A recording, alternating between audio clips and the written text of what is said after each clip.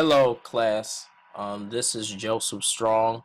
I have the greatest opportunity of presenting the person for this week's presentation of persons who uh, are really essential to the work of spiritual autobiographies.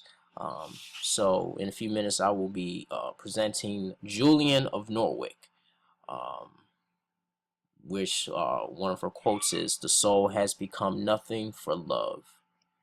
So a little bit about the background and life of Julian Norwich. She was born on November 8th, 1342 in Norfolk, England. She was an anchoress in the Church of St. Julian and Edward in Norwich, England. Before we go even further, I really wanted to get a chance to see what in the world was Anchoress and doing some more research about Anchoress. What we find out is that an Anchoress is a woman who chooses to withdraw from the world to live a solitary life of prayer and mortification. So, in a way, she began to practice aesthetics. I don't know if that's the word that you use, but when we think of someone who withdraws from the world, we think of monks. Also, another person that's in the presentation that lived a solitary life of prayer was Saint Ignatius of Loyola. So I'll be excited to hear a little bit about that. But Julian Norwich wanted to discipline her life in such a way where she purified herself away from the world and its busyness to become more solitary in her spiritual life. Um, Through her solitary life as anchoress, we see that her writings are really, in a way, really the epitome of what we would consider as a spiritual autobiography. Especially one of her famous ones is the Revelations of Divine Love. Is a reflection of her spiritual encounter personally while she's on her sick bed. She talks about how she desired three graces by the gift of God. One is a recollection of Christ's passion. The second was a bodily sickness, and the third was also God's gift of three wounds. As we see here, is that she did end up passing away in 1416.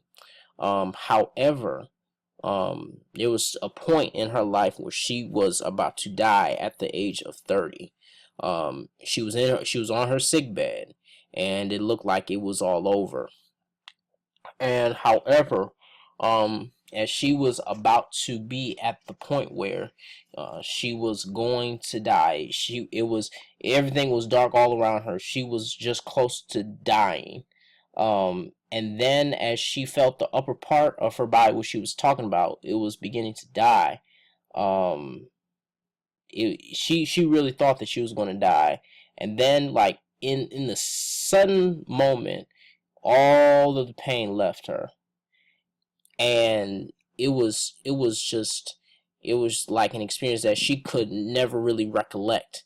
It's like she had to write it down. It was so powerful that she was close to death. Everything was limp, and just for that moment, everything rejuvenated itself, and she came back into full consciousness.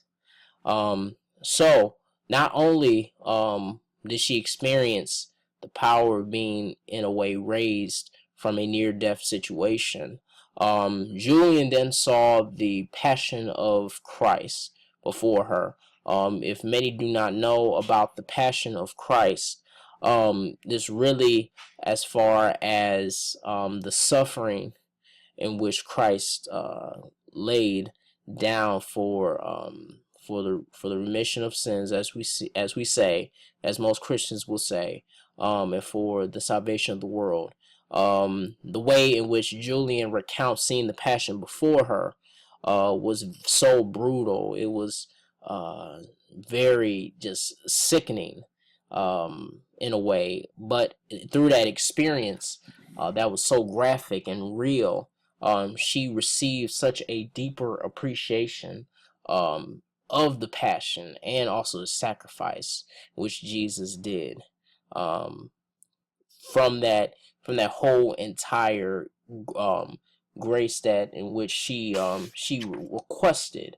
Um, from there, she closes out and she says that because of these experiences that she encountered, the Lord opened her spiritual eyes and showed her own soul in the midst of her heart.